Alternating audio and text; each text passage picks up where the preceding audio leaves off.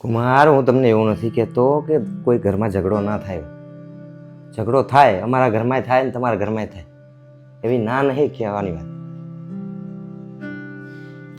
પણ તમે કંઈ સાંભળતા જ નથી યાર. મારી બેન શું કહેવા માંગે છે, શું નથી કહેવા માંગતી, તમે કંઈ સાંભળતા જ નથી. આજ સુધી 15-17 વર્ષ થયા મારી બેનને ભણે. અમે કોઈ દિવસ તમને ફોન કર્યો છે? અમને પણ ખબર છે કે ઘરમાં નાના મોટા ઝઘડા થતા રહેતા હોય છે. હાહુ હોય, દેરાણી જેઠાણી, નણંદ ભોજી હોય, થાય. ના નથી પાડતા અમે. પણ આજ પહેલી વખત એને અમને ફોન કરીને કીધું છે કે ભાઈ હવે સહન નહીં થતું. હા તો તમને ખબર પડે કે નહીં કે દર વખતે વાંક મારી બેનનો હોય કે ના હોય ઘાસી. તમે વાત તો સાંભળો મારી બેનની. તમે સાંભળવા જ તૈયાર નથી થતા.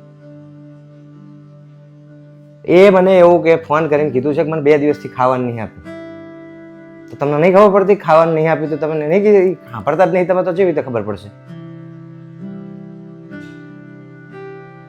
તમારી મમ્મીની વાત સાચી હોય તો મને કોઈ વાંધો નથી, મને કોઈ તકલીફ નથી. તમારા મમ્મીને હું એવું નથી કહેતો કે તમે તમારા મમ્મીને કંઈ બોલો, પણ મારી બેનને સાંભળો તો ખરા યાર.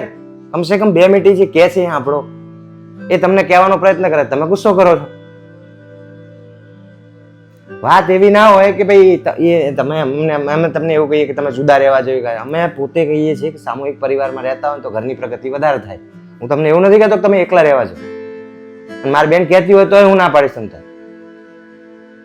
હા, તમે એને સાંભળો જ ખરા એટલીસ્ટ. અને તમને કદાચ એવું લાગતું હોય કે હાલ ઘરનો માહોલ ખરાબ છે, હા છે, એવું લાગે તો 10 દિવસ મારા ઘરે મૂકી જાઓ, એને કોઈ ચિંતા નહીં. તમારે કદાચ આવવું હોય તો આવો, તમે ના. પણ મારું કહેવાનું એટલું છે કે મારી બેનને સાંભળો તમે.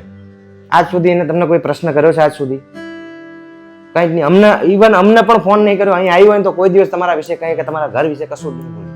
પણ આજ 15,000 વર્ષે મારા ઉપર ફોન આવે એટલે મને એવું તો થાય ને કે ભાઈ મારી બેનને શું થયું. રોતા રોતા બોલી કે મને 2 દિવસથી ખાવાનું નહીં આપ્યું. એટલે હા, એટલે તમે તમારા મમ્મી જોડે, હું એવું નહીં કહેતો કે તમે ગુસ્સામાં વાત કરો.